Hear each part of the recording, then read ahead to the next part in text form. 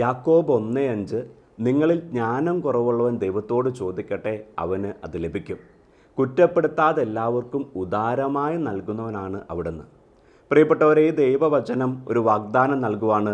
ജ്ഞാനം കുറവുണ്ടോ, അറിവ് കുറവുണ്ടോ, കഴിവ് കുറവുണ്ടോ, നമ്മുടെ ഇന്നിൻ്റെ ജീവിതത്തിൽ നമ്മുടെ കുടുംബത്തെയും നമ്മുടെ ജീവിതത്തെയും അഭിവൃദ്ധിയിലേക്കും ഉയർച്ചയിലേക്ക് കരകയറ്റാൻ ആവശ്യമായ എന്തെങ്കിലും നമുക്ക് കുറവുണ്ടോ?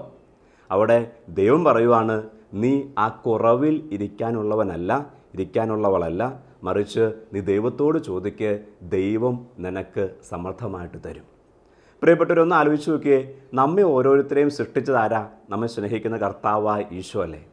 അപ്പോൾ നമ്മിലൊരു കുറവുണ്ടെങ്കിൽ അത് ഈശോ അറിയാണ്ടല്ല നമ്മുടെ ജീവിതത്തിലുള്ളത്.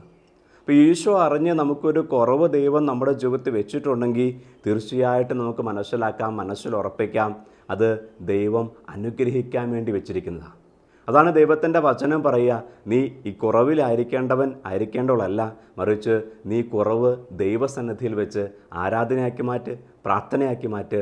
അപ്പോൾ നിൻ്റെ കുറവിനെ നിറവാക്കി ദൈവം മാറ്റും. അതായത് ഒരു കുറവ് ദൈവം വെച്ചിട്ട് അവിടെ ദൈവത്തിൻ്റെ അത്ഭുതകരമായ പ്രവൃത്തി വെളിപ്പെടുത്താനായിട്ട് ദൈവം കാത്തിരിക്കുക. അതിനാ കർത്താവ് കുറവ് വെച്ചിരിക്കുക. അതാണ് ഒരു അന്ധനെ നോക്കിയിട്ട് ദൈവം പറഞ്ഞേ, ഇവൻ അന്ധനായിരിക്കുന്നത് ആരുടെയും പാപം കൊണ്ടൊന്നുമല്ല, മറിച്ച് ദൈവത്തിൻ്റെ മഹത്വം ഇവനിൽ വെളിപ്പെടാൻ വേണ്ടിയാണ്.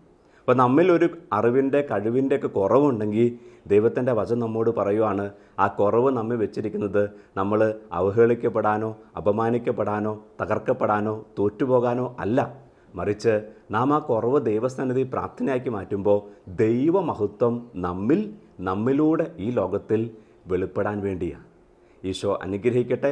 ഈ ദൈവത്തിൻ്റെ വചനം, ഈ വാഗ്ദാന വചനം ഏറ്റുപറഞ്ഞ് തന്നെ നമ്മുടെ കുറവുകൾ ദൈവസന്നിധിയിൽ വെക്കാം. കർത്താവിനോട് പറയാം, കർത്താവെ, ചോദിച്ചാൽ തരുമെന്ന് നീയാണല്ലോ പറയണേ, നിൻ്റെ ഈ വാക്ക് എൻ്റെ ജീവിതത്തിൽ പൂർത്തീകരിക്കപ്പെടണം. എൻ്റെ ഈ കുറവ്, എൻ്റെ ദൈവ സ്വഭാവത്തിൻ്റെ വൈകല്യം നീ എനിക്ക് മാറ്റിത്തരണം.